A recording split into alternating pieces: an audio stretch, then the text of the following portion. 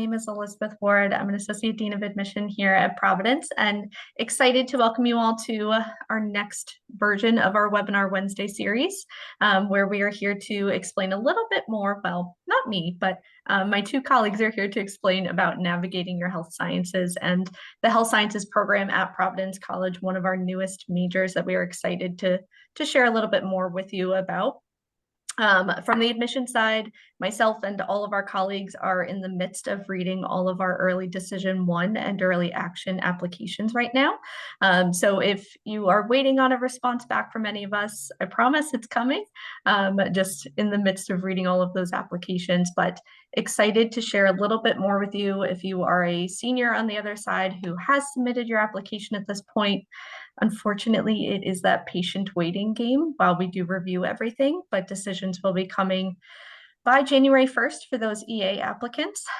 If you are a student who is joining who is still considering your different options and thinking about where you may want to apply for regular decision, hopefully this gives you some indication of what studying health sciences means at Providence College. And if you are one of our eager juniors joining us, welcome to the college process. Wonderful job getting started early. We are here to answer those questions throughout, but want to turn it over to my two esteemed colleagues here, Dean Kyle McInnis, the Dean of the School of Nursing and Health Sciences, and Dr. Romano Ely of the Health Sciences Department itself. If you two want to introduce yourselves, that'd be great. And then Kyle, I will turn it over to you. Thank you, Liz. So actually, why don't we have Brett, you want to introduce yourself? I'm thrilled tonight to be joined by one of our newest but rising star professors. She's just amazing. So happy to have Dr. Ely with me tonight. So Brett, why don't you introduce yourself, and then I'm going to do a quick intro to the school, and then Dr. Ely's going to come back on and talk a little bit about how she's working with students and opportunities to kind of work with our faculty. Sure. So hi, I'm Dr. Brett Romano Ely. I'm a second-year faculty member in health sciences, and I teach anatomy and physiology 1 and 2, the full course sequence. And then I also teach a nutrition course that's an elective for health science majors. And we also have some nursing students in that class. I'm here tonight to talk a little bit about some of and then the way we involve students in that. Excellent. Thank you. So we're going to bring Dr. Ely back in a few minutes. So as Liz said, I'm Kyle McInnis. I'm the Dean of the new School of Nursing and Health Sciences. I'm actually thrilled that you are joining us this evening. I think, just sit back and relax and enjoy. We're going to walk you through, I think, some information that you're going to find helpful on the field of health sciences. So a little bit of background on me. So I've been at Providence College for 3 years. I was hired to start the new school. I had previously started a new School of Nursing and Health Sciences at a college just north of Boston. I spent my whole career in Boston, actually. Sometimes the Boston accent will come out, but I've done a pretty good job repressing it since I've been in Rhode Island. So my background by training is health sciences. I got a PhD from Boston University in health sciences and spent my career there teaching and doing research in the hospitals, and started out more in the rehabilitation science side of things.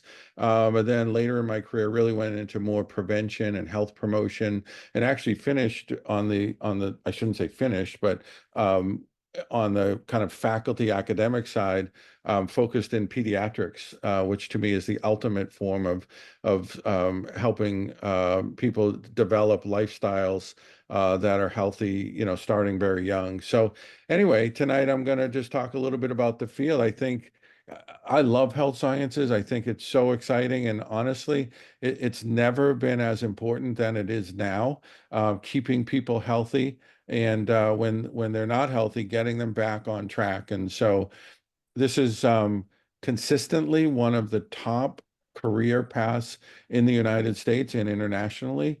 The U.S. World News and Reports typically will rank the hottest professions, and there's a multitude of health related and health science professions that are constantly in the top 10. So we're gonna walk you through that. So before we do that, I want to tell you a little bit about our students and our faculty in our school.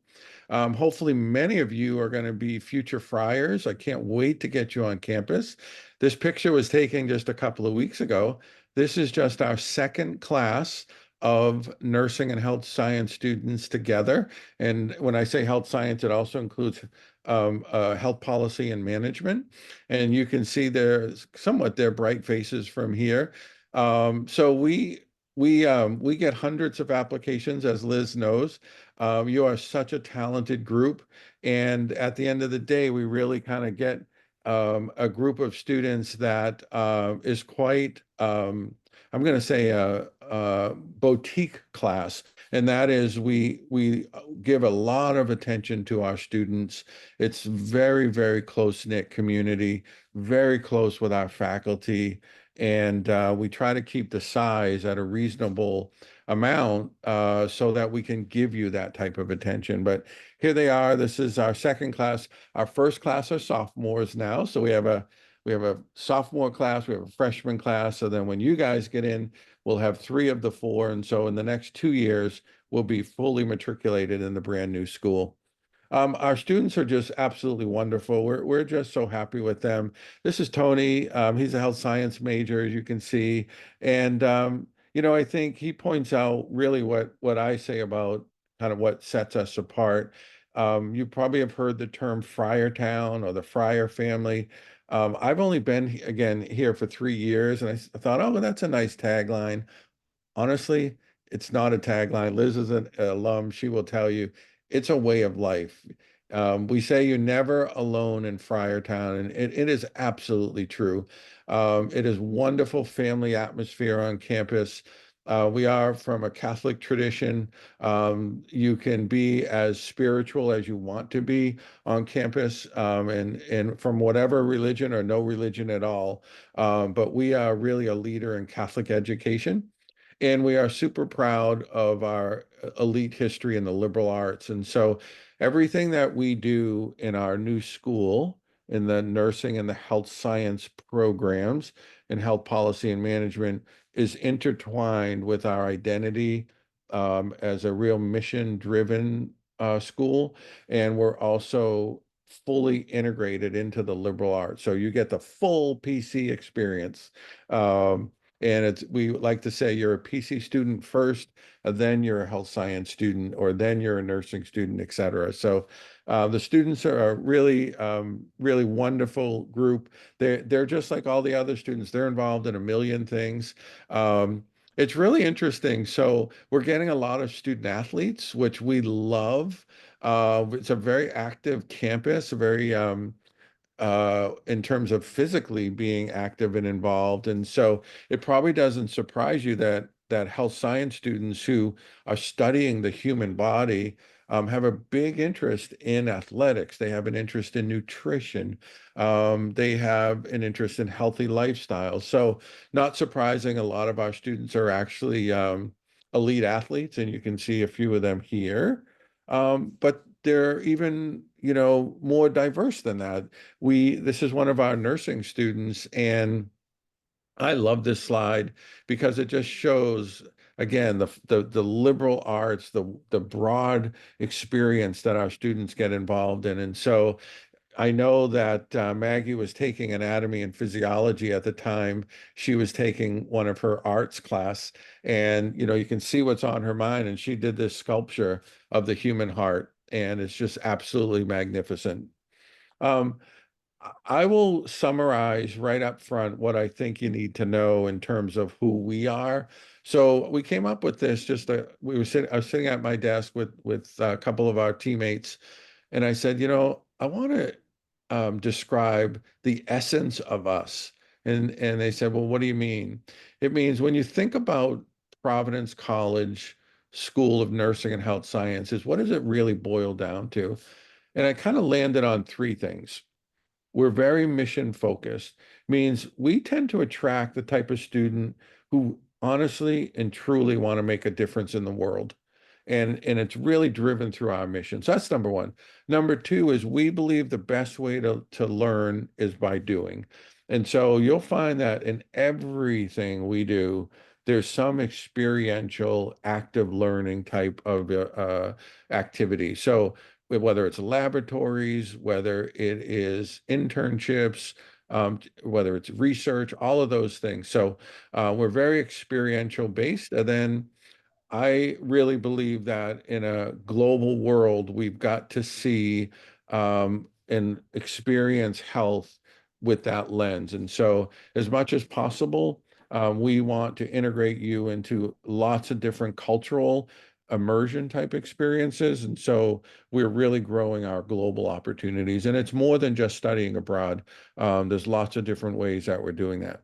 So, what I thought we'd do is spend a couple of minutes and give you maybe one or two examples of each of these three things, okay? So let's start with spotlight on mission. So on this slide, a couple things happening. Let me read to you big picture. So our goal is we want to produce skilled, empathetic, committed healers. And notice I say healers and not health technicians, because we can teach you that. So we're interested in healers, educators, researchers, and health professionals who have a profound impact, right? There's that difference making. And our focus is on health equity. And that is, we believe that all humans, regardless of race, ethnicity, age, gender, everyone is entitled to health, and we promote human dignity for all people. So that's kind of our North Star. That's what we believe in. And all of the things that we offer to you in our curricular experience and our co-curricular experience comes from that belief in health and human dignity. So here's a couple examples. So one of the things we've done is we've developed a new center. It's a place where you can do advanced study for health and human dignity. It's actually called the St. Martin de Porres Center for Health Care and Human Dignity. And you can see as Martin de Porres, brother Martin de Porres, is a saint who ministered to the sick and to the homeless and to the marginalized. And so we named the center after him. We're going to have lots of activities and trips and things like that through this center, and you're able to do some work around if you have a real passion for these types of things. We also have another immersion experience that we just started last summer. We sent a group of 9 students to Puerto Rico, and they studied at Pontifical Catholic University in Ponce, and it was really cool because they got to see healthcare in the kind of urban environment in Puerto Rico, but they also went out to the hilltops and in the villages and the communities and saw, well, how do you bring healthcare to people in remote areas? And so in like a 9-day experience, the students really got an immersive type of different worldview of healthcare. We're doing something this summer. We're actually going to Lourdes, France, and Our Lady of the Lourdes, which is actually the name of our new chapel, which is in our new building, is going to be another immersive trip. And that's where there's a long history of actually miracles occurred, and there's cleansing water, and a lot of people in the last stages of life travel there to have their hands and face and body washed in this healing water. And so we thought, what a great experience to be able to look again at something you would never normally do typically in a U.S. healthcare system. So a couple of quick examples for you on the mission side. Kyle, I've got to stop you with one thing. Yeah, please. Homecoming, the past 2 years, one of my favorite things to see photos from is the Caring with Dignity ceremony in St. Dominic Chapel for all of the SNHS students. You want to talk about that briefly? Yeah, let me push that back. I actually thank you, Liz.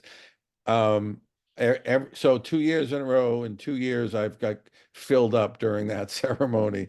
So what Liz is referring to is first year nursing students before they start their clinicals, before they really dive into those experiences. We have a pinning ceremony for them called what do we call it? Caring with Dignity. Caring with Dignity. We have another one. So the Caring with Dignity pinning ceremony is each of the students pin each other as a symbol to their support for one another as they enter into this new profession. And so it's really very, very special. And again, it's a way you don't see that at most colleges and universities. It's a way that we think of ourselves as a distinctly kind of PC type experience. Yeah, it brings together that perfect mission and friar family that you keep referencing, and it truly is one of my favorite things to get to see. Yeah. And on the health sciences side, there's really cool traditions. They're typically at the graduate level, but there's a white coat ceremony. We haven't got there yet because remember, we only have kind of sophomores and freshmen. But as these guys advance, as we start graduate programs, you're going to see those types of traditions in the health science side as well. Thank you, Liz. Please interrupt me. Continue. So a couple examples on the second kind of pillar, I'll call it, is a spotlight on experiential learning. Again, I think healthcare is a very hands-on experience. It's about touching other people, and touching and physically taking a pulse, listening to heart sounds, listening to lung sounds, moving a limb to see range of motion, all of those types of things. So experiencing things is not for us through a lecture. It's here's what you need to know. Here's the information. Now let's go do it. And so, and whether it's anatomy and physiology that Dr. Ely will talk about, and she actually is one of our leaders in that particular course. We've got over 100 students in there. This is a picture of students practicing on high fidelity mannequins. You see a picture down on the bottom with Dr. Ely and some of her research students. She's going to talk about that, but they're actually doing research on volunteers, it's human-based research. So these students, I know some of them are interested in physician assistant studies, and they're getting some of their clinical hours as they do this type of work. I want to mention two quick things that you see a Blue Cross Blue Shield symbol there. We're actually in the final stages of a new relationship with them where our students are actually going to work in the healthcare side or the business side of healthcare and through an immersive experience with them. And we're in discussions right now for some really exciting things with EMT and EMS training where students can get hours. They actually will get certified to drive an ambulance. They'll get licensed as EMT. It's totally volunteer, but we're adding more and more ways that you can touch it, feel it, experience these aspects of healthcare, and then kind of determine what your pathway will be. Did you throw any name suggestions in for the new mannequins? I did not, but I voted. We've got So our students had the opportunity to submit some name suggestions for all of the new mannequins filling up the new building that we'll show you some photos of. So I'm excited to see what names end up being selected. yeah, they're so real life. We wanted to begin our practice that when you enter a room, you say, "Good morning, Mrs. Smith," right? And start to, again, that humanistic approach to healthcare. And so the most humanistic things that we can share with each other right off the bat is each other's names.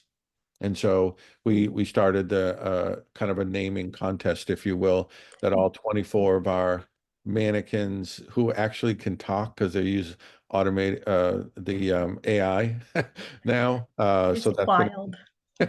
gonna be a great experience. So pillar three, as I mentioned, we think it's really important that you view healthcare and experience healthcare in a global sense.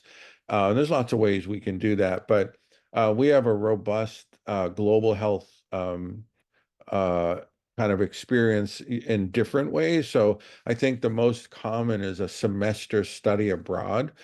We've got over 20 partners around the world for semester-long experience that are particularly related to healthcare. So I have a picture of Copenhagen here, and that's one of our most common study abroad locations because they have a really robust health experience.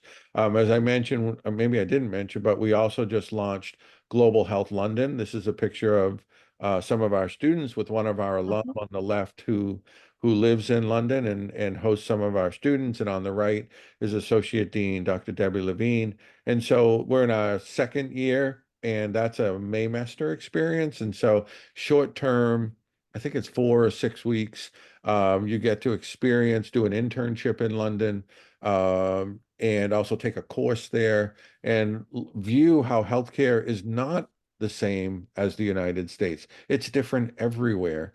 And so we want you to have an opportunity to experience that. And, we've got scholarships and financial aid and all of those types of things. It's really important to me as the dean of the school that everyone has access to these things.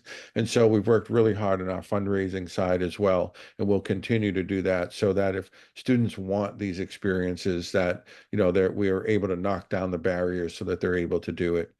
All right, so that's kind of the three kind of pillars that I wanted to talk to you about. I have two other pieces, and then I'm going to kick it over to my colleague.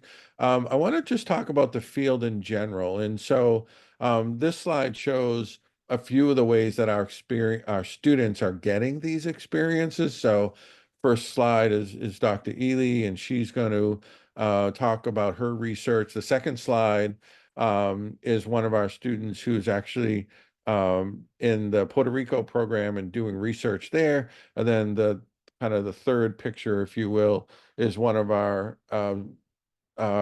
seniors. He's actually graduating this year, who actually was able to present some of his research. So those are just three kind of quick examples, but let me spend 5 minutes here or so and just walk you through something that I think is really important. Let's step back for a second and actually kind of define when I say health sciences, what does that mean? And then what can you actually do kind of with that career? So by different definition, the health sciences is the science and practice of promoting, maintaining, so if you're healthy, staying healthy, and restoring human health. It really encompasses a wide variety of disciplines. You can look at the circles in the graphic. There's so many different things you can do with this career. This is actually one of my former students on the left here, Hassan Bailey, who's actually a college basketball player, and he was really interested in nutrition and fitness. He's a pretty fit guy, as you can see there. He's actually an adjunct faculty for us now.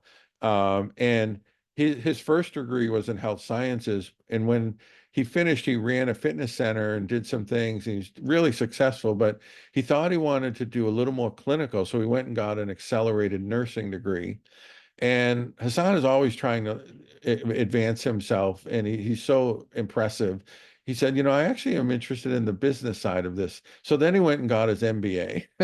And what he's done is he's combined all of those three things, and he's now in biotech. And he's in the pharmaceutical world, and doing extremely well. So I hope you get to meet Hassan. He's a great role model for you.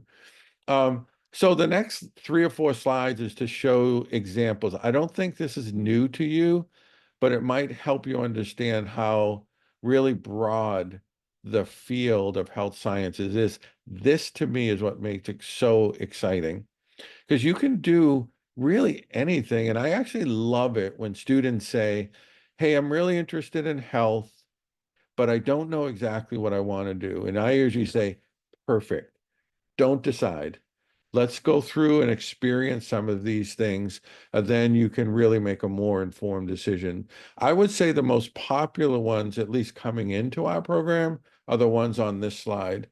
And these are particularly in the rehabilitation sciences, because I think students know what these are, and maybe they had a personal experience in physical therapy or something like that, or maybe a family member, that type of thing. So a lot of you, I'm sure, have something on this slide that you might be interested in. That's great.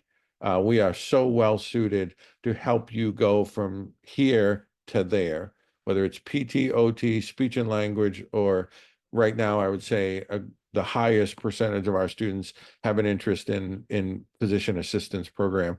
We're ideal for that because, as I'm going to show you, our curriculum has all or most of the prerequisites. So when you graduate, all of these things that you see on the slide here require a advanced graduate degree and license, and we help you to get there. So We call this our pathway approach.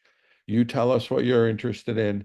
We set you on that pathway to get the experiences, to take the right courses, et cetera. And again, you're not locked in. Students move through the curriculum and all, and we love that because then they're experiencing different things. Um, Health sciences does allow you to get to nursing if that's something you become interested in. Those are accelerated direct entry programs. Since we have a robust nursing program on campus, you're able to talk to our nursing faculty and get advice from them to see if that might be for you. One of our faculty members is an HPM, health policy management graduate from PC. And this was before we had nursing. So she went on to actually get her nursing degree coming from health sciences. Let's see. Some other examples. So this is a slide near and dear to my heart. My background is actually exercise science. It's got a lot of different names: sports medicine, human performance, kinesiology. And I think Brett's going to talk a little bit, and you heard her say she just developed a course in nutrition, and she's a long distance runner, and she's very interested in sports nutrition for performance. So this is a really exciting area for us, and we just developed a new human performance lab that I'll show you a picture of in a minute. A couple other examples. Now, you can see how we're really broadening out now. Some of our students are really interested in health promotion, epidemiology, which is more of a statistics and big data, global health, public health, environmental science, health education, all under this umbrella. It's all under the umbrella of health sciences. So you've got just these two slides. You have two categories of career paths that are very different from one another. Really gives you some options. Clinical medical research, number of our students go immediately, maybe with a grad degree, maybe not. We've got a lot of students going right to hospitals in Boston, Connecticut, you know, wherever you're from. You'll have the background to pursue things like clinical trial research associates and coordinators and technicians and all of those types of things. Healthcare administration. Now we're twisting again, and we're saying, okay, where does health and business intersect? And so this is perfect for our BS in health policy and management. And so one of our alum is actually the president of Women and Infants Hospital, about a mile or two from campus. And her background, she actually went through social work major when she was at PC. But a lot of our students will go into the business side of healthcare. Last year, I think we had either 3 or 4 graduates go to law school, and they're really interested in healthcare law. So again, I'm sorry to do this to you. We're taking health sciences from here and we're blowing it up, right? It's got all of these different pathways that you can pursue underneath. Here's more: the technology, the medical device examples, and on and on. So how do you get there? Well, here's the curriculum. I'm not going to go through this. I'm just going to say, if you look on the left, you get a lot of science. So you've got a microbiology course, you've got a chemistry course, you have a biology, there's anatomy. So you can see the really great solid foundation in the sciences and health science. And then combine that with psychology for holistic health, then statistics so that you are able to interpret data, epidemiology, et cetera, et cetera. On the right-hand side is where you say, well, here's my foundation. I'm really interested in this. And that's where we pile the electives and stack electives in the areas that you're most interested in. So whether it's nutrition, whether it's aging and gerontology or in, really anything like that, that's where your electives become really important. So science-based curriculum, integrated with lots of different electives. And that's the exciting part too. And it does leave room that you easily could study abroad. You can do the kind of things that we talked about, pick up a minor, like remember the picture of the art, something in the social sciences, you really get to choose all of these things. It's so exciting to be able to do that and have that flexibility. Now, this might sound exciting or it might sound intimidating. It might sound intimidating because there's choices to make, right? And you're not supposed to know what to do as a freshman or even, as you progress. So one of the things we're most proud of, we have an incredible advising system. And not only a faculty advisor, we actually hired professional advisors. So you actually have a team dedicated to you, where you have a faculty member. You can also, your first year or two, you'll be assigned Amy. Amy's a PC alum. You can see Amy down the bottom right there. She's dynamic. She knows the school, but she's also a curricular expert and able to help you picking your courses and that type of thing. And then Morgan is at the highest level in terms of when you are getting ready. It's like, okay, hey, I'm a junior, I'm a senior, I really want to figure out what's next. She is our health professions advisor, I should say. And she's able to say, okay, you want to go to PT school, here are the prerequisites specific to this school out over here in New York. So she really helps to fine tune your approach. So that's really what I wanted to say today. I'm going to bring Brett up. Before I do that, I want to show you a couple of pictures.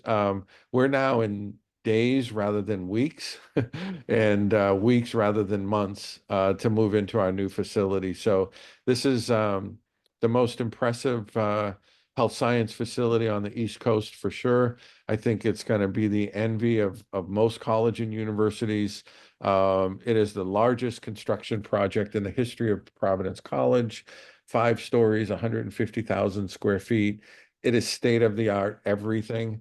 It has really set a new bar for the college, and we can't wait to get you in there. And so this is going to open up in January, and our current freshmen and sophomores will be taking classes in here.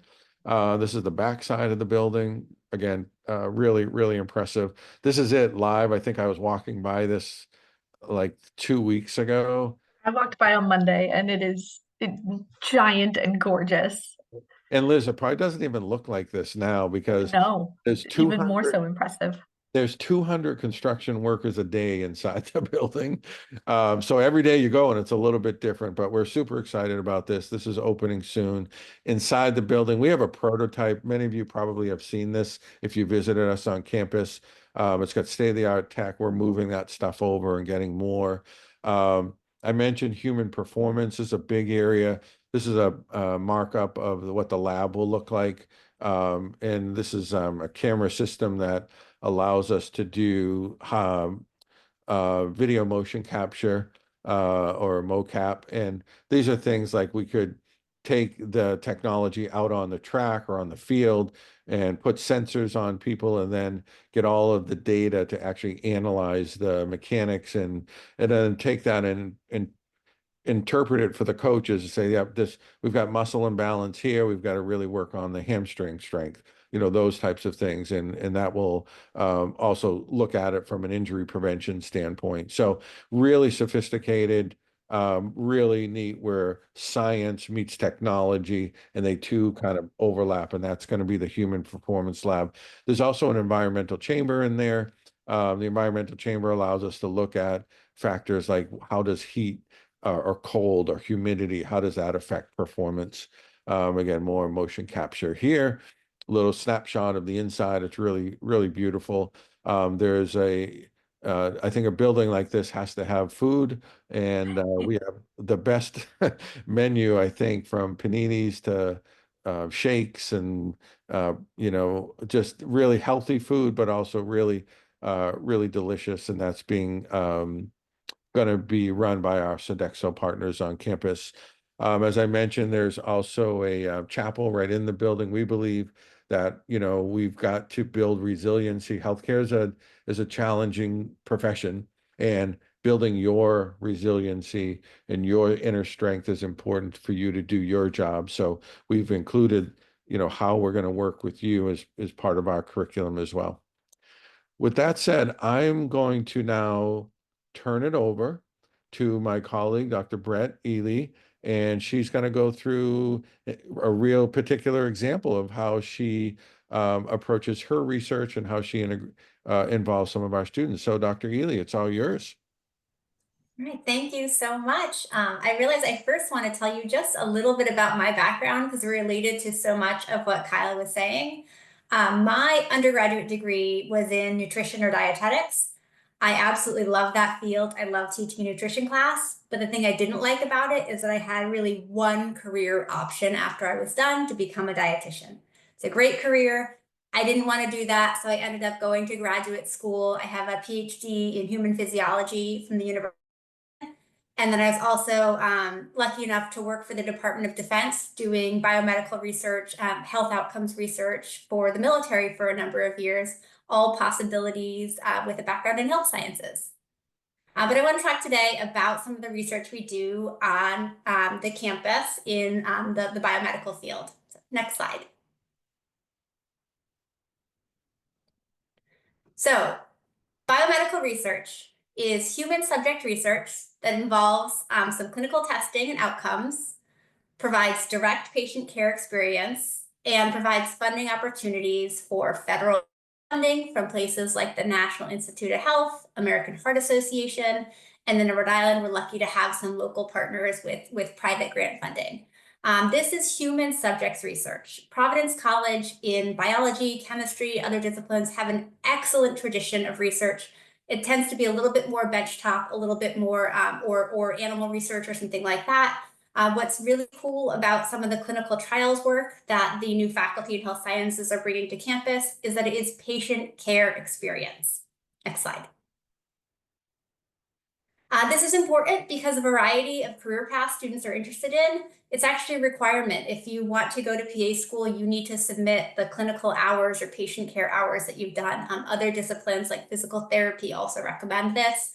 And this is an example of what's considered high quality patient care experience. And one of those examples on there is medical human subjects research. So these are one-to-one hours that actually count 100% toward clinical hours you might need to apply to grad school. Next. I'm going to talk a little bit about my research. I'll try not to get too in the weeds because I'm very nerdy and I really love this stuff. But one of my big picture interests is basically how heat alone or in combination with exercise impacts health outcomes. Got a couple of projects going on right now looking at how heat alters blood pressure control, blood vessel function, and cardiometabolic risk or risk of developing heart disease or diabetes in later years. The project I'm going to tell you a little bit about is the one that happened this past summer that was funded through the RI-INBRE program. It's the Rhode Island Idea Network of Biomedical Research Excellence, and it's an opportunity for federal funding that actually supports full-time work for multiple students during the summer months. Yes. This project, you can see my name there, but you also see the names of 3 fabulous students I was lucky enough to be able to hire as full-time research assistants. They could choose to live on campus for the summer or commute from home. And we looked at post-exercise heat exposure and blood pressure control.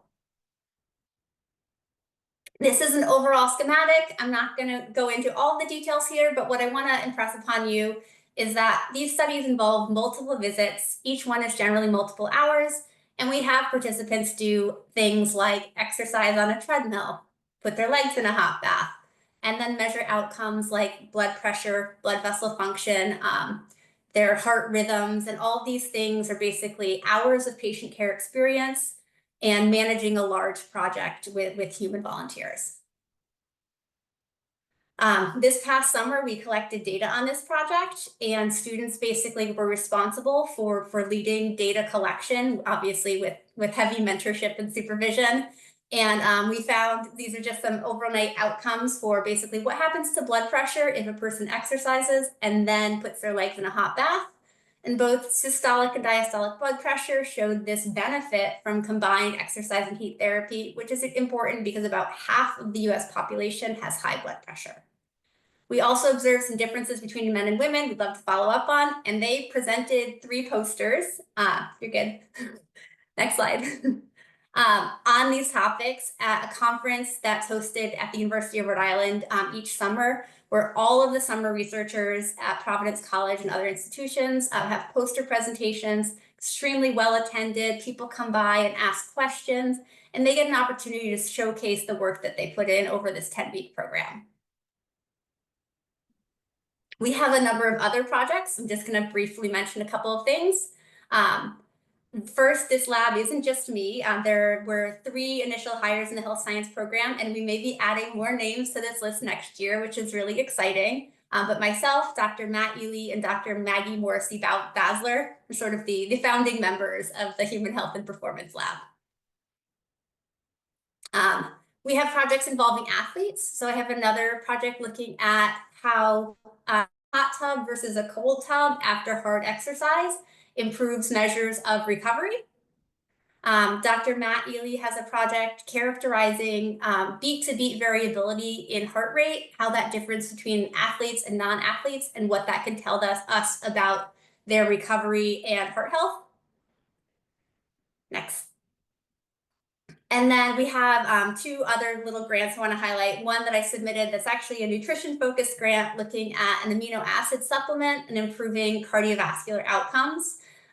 It's a 2-week study. These are some of the measures we're taking: finger prick blood samples of blood glucose, measuring their metabolic rate with some of that equipment Kyle was talking about, measuring their body composition, and basically being able to look at whether this supplement makes a difference in their health. Dr. Maggie Morrissey Basler has a project she'll be starting this spring, using the environmental chamber and looking at how exercise in the heat actually alters the composition of breast milk in lactating women. So this is another opportunity to use our state-of-the-art equipment, examine outcomes relevant for maternal and child health. And this is funded from an award she got, Go Maggie, the New England ACSM New Investigator Award. In all of these projects, students gain tremendous skills. They learn how to instrument a 3-lead electrocardiogram, how to properly place and measure blood pressure, how to place a heart rate monitor during exercise and use it to assess intensity. They know how to interpret electrocardiograms to look at measures like heart rate variability, how blood pressure is regulated, how to handle biological samples if they're working with the finger pricks or other samples, how to measure temperature and what it means as far as a person's safety. General patient participant care, things like how to talk to a person who might be nervous on a research study about what's happening to them and explain things to them in a simple and professional manner. How to look at all that data and know how to analyze it, what it actually means.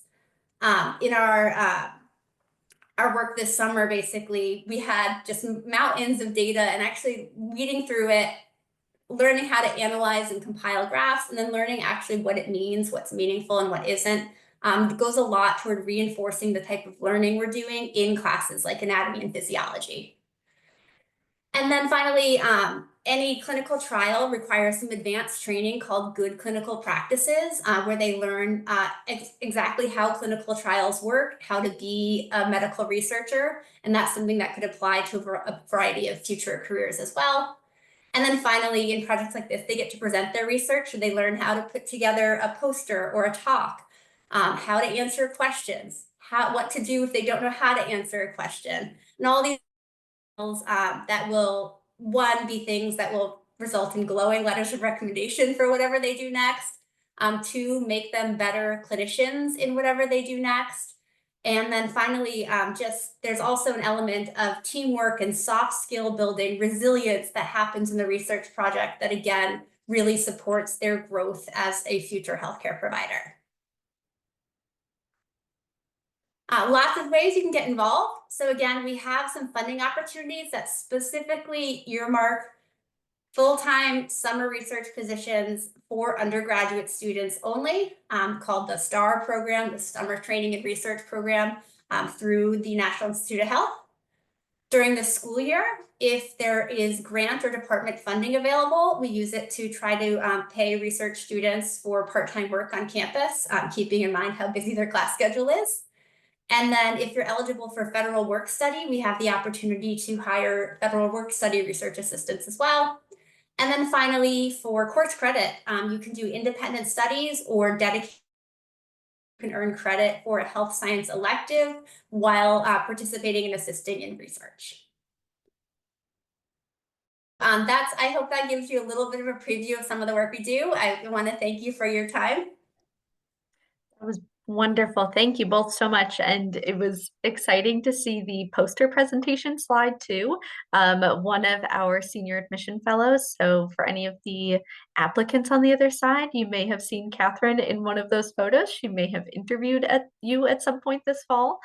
So really cool to see her there. And she's another one of those D1 athletes on our school dance team to bring everything to that full circle moment. You both have covered so many incredible different topics and shared all of the opportunities that are available for our health science students and touching upon the two other areas of the School of Nursing and Health Sciences too. But students, we really want to leave this final piece of our evening together to answer any questions that you all may have. If you want to send anything through the Q&A section, by all means, feel free to do so. I'll throw some couple of things out there of just referencing things that have been touched upon. Kyle, you spoke about how we are so much grounded in that liberal arts education and knowing that students are getting that phenomenal health science background within that liberal arts curriculum. One hallmark of that Providence College education is that students are starting in their majors that first semester. So yes, we are so grounded in the liberal arts, but it is so integrated into a student's major area of study. So you would start in the health sciences curriculum right away, not taking all of those core curriculum classes first to start health sciences down the road and then say, oh, wait, I'm a junior in college. What am I doing right now? You're starting right away. So I don't know if you want to comment on that at all. Yeah, I do, Liz. Thank you for bringing that up. And I'm going to toss it to Brett because one of the first experiences you will have as a health science student is our anatomy and physiology course, which is a year-long experience. And as as Liz was saying, it really allows you to jump right into the field. Your first day on campus. And so Brett, do you want to comment on that course? What kind of how it's structured, that kind of thing? Sure, sure. So I was lucky enough in my first year at Providence College to serve as team leader for the anatomy and physiology course, which meant I played a big role in trying to develop how the class would run, how things were structured, and how to take freshmen who at that stage also we were mostly having students that had just come through COVID education. Some hadn't taken an exam in several years because of that. How to get them back in the classroom, comfortable interacting with each other, and to take content that to be honest is challenging. There's a lot to learn and make every student feel like they could be successful in that classroom. So we take a team teaching approach, which means every professor meets weekly to make sure we are covering things at the same level, at the same depth, giving the same lab activities, discussing any problems, challenges, what we want to do next, and then also sharing a student hour or office hour schedule in a common area so that a student from any section has a variety of times they can come and get help from any one of us. We believe those things really helped kind of facilitate that feeling of we are on your side, we want you to be successful in this, and here are all the resources available to you. And then, I mean, you're talking about like clinical outcomes. We just today in class had an autonomic nervous system activity lab where students are looking at changes in heart rate as a way to assess which branch of their nervous system is more active in times of stress. And then learning how to take radio pulses and then just running around the building or putting on noise canceling headphones and hiding in the corner. It felt like they loved they got to interact with each other. They had fun and they learned something clinical. Mm. And they love the course. By far one of our most popular courses on the entire campus. And boy, what do we have? 10 sections. We have a little under 200 students enrolled. So it's just incredible faculty. The students are getting a lot out of it and they just really enjoy it. So as Liz says, students, it's really important that you experience the curriculum in the health field, because I showed you so many areas you can go in. We want to get you in early and get you those experiences so we can then start to define what that pathway will be. So true. And I loved that you showed the photo of Copenhagen. As Kyle referenced, I am a PC alum, so I will take off my admission hat quickly. And my college roommates were all, well, they're now all in the medical field, and all would have loved the School of Nursing and Health Sciences had it been there when we were students. But one roommate ended up going to Copenhagen because of the specific healthcare opportunities that were going to be available for her to study. So she had a different path. She ended up going on to one of those accelerated nursing programs. But the opportunities that our students get to take advantage of during their 4 years really continues to enhance that Providence College experience across the board. But students, we really do want to thank you so much for spending your Wednesday evening with us. Oh, there we go. Kyle, this one may be best for you. And I'll let you go as deep with it as you may like. But do we anticipate offering graduate programs in the fields of OT, speech and language pathology, dietetics, etc. in the future, or will the focus be on undergraduate studies? Yeah, sooner than you think. I spent a good portion of my day today on this exact topic. We are aggressively working on the next phase. So we've got parallel paths. We're establishing excellence in our undergraduate programs, the Bachelor's of Health Science, the Bachelor's in Nursing, and the existing health policy management. But I would say within 2 years. And then the other thing we're doing is pathways to programs that we align really nicely with. So we have a number of important articulation agreements, and we're working out the details of how that works actually with Liz's team with admissions and some dual admission opportunities. So keep your ears open. There's going to be a lot happening on the graduate side in the coming years. So, and it's sooner rather than later. It is very excited about it. This one I can happily answer, but welcome the addition here. What are the class sizes for the health science and nursing introduction courses? So from my side of the equation, we are looking to enroll 75 nurses and 75 health scientists each year moving forward. But then how does that actually translate to each individual class that they're taking? If you both don't mind kind of answering that a little bit.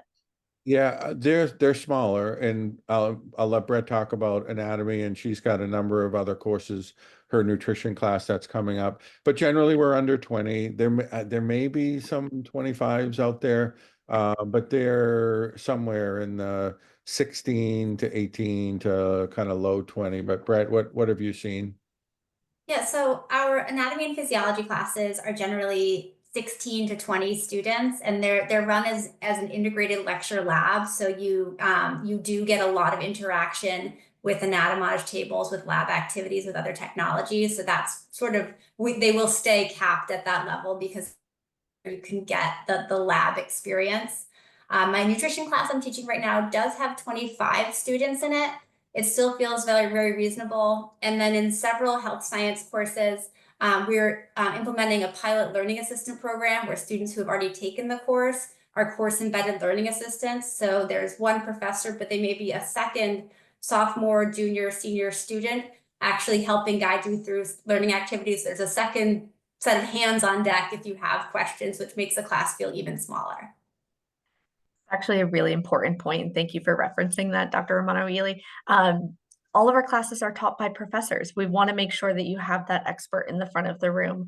So some schools may have that teaching assistant or grad assistant actually teaching the class. That's not going to be the case for us. You're going to have that expert there. You may have those second set of hands there to help out and answer questions, but always going to have that expert, which is really important to make sure that you all know.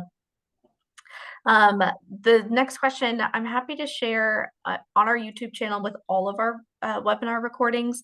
I think I'm pretty sure it was last year, Kyle, you and I did a similar type of webinar with Morgan Rayner, who is the health professions advisor, as was referenced earlier. That tackles a lot of this next question. So feel free to go check that out, but want to get the question answered tonight too. But how does SNHS prepare students for pre-med or pre-dental? Yeah, again, I think Morgan has been one of our premier hires. She's dedicated primarily to the health professions in pre-med, pre-dental, pre-vet. So she routinely interacts with admissions committees and not only local schools, regional and nationwide, and now internationally. She directs a particular advising program, coordinates so that when schools have one letter that's compiled from multiple sources for recommendations and all of those types of things. So the prerequisites are pretty straightforward for medical, dental, very similar to what's already integrated into our curriculum. But those students at PC come from everywhere. They come from psychology, from biology, chemistry, from health sciences, HPM, from philosophy. And the reason that we're excited about the health professions is it centralizes all of that. So you have kind of one stop as a student where you can get good, accurate, up-to-date information related to kind of the process through applying to those advanced medical professions. Yeah, absolutely. Students, we do also have a pre-dental society as a club on campus, and they'll invite usually PC alums to come back, but different dentists in the local area, but then also dental admission folk to come and kind of talk students through that DAT and application process too. One thing I'd add, Liz, too, on advising, and we didn't mention this, I didn't have a picture, but in the new building, there will be a centralized health careers and advising center. So we'll also interact and have a bridge to our Providence College Advising and Career Center, but we'll actually have this very intensive. There's going to be professional staff in there. It's where Morgan will be, Amy will be.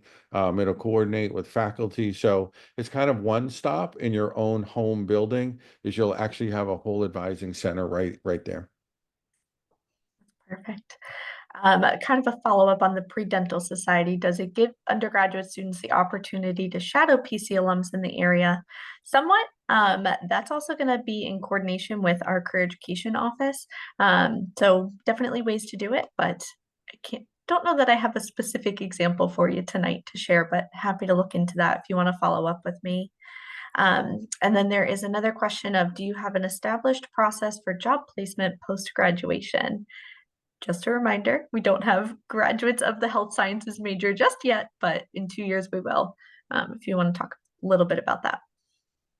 Yeah, I think, again, I would go back to what you just mentioned, Liz. We have one of the most, I don't know, how do we want to describe it? Well-staffed and well thought through career advising center of any school that I know of. So it's centralized for everything. Like our business school is top 40 in the country. We've got, that center is a resource to that school. But over the last 2 years, when we built this school, we actually built hiring into our centralized career center for the health professions. So we are also, tapping into our alumni network, which is, again, a PC alum network is of the strongest of really any college or university. So I think we've got all the pieces there. We are very new, as Liz says. We haven't graduated our first class in health sciences or nursing, but you'd be really amazed on how many over the last 106 years of Providence College, how many of our alum are in the health professions, from presidents of hospitals to dentists to physicians, and they came from a lot of different majors. You're going to see more of it now with our new school because we're going to be producing those students in a very very planned way. Absolutely. You did that math much faster than me. I always say just over 100 years. Celebrating our centennial was a lot of fun, but now excited for the opening of the Ben Mondor Center. So students, I want to thank you all for joining us this evening. If there are other questions, feel free to reach out to any of us on the call tonight. You can find all of our contact info on our website, but students, again, if you are in that EA applicant pool right now, it's that patient waiting game, but feel free to reach out with any questions that you have. If you are still that prospective student, hopefully this gave you some of those more final answers to continue to explore Providence as you think about the next application cycles with regular decision. I want to thank you both, Kyle and Brett, for joining me this evening.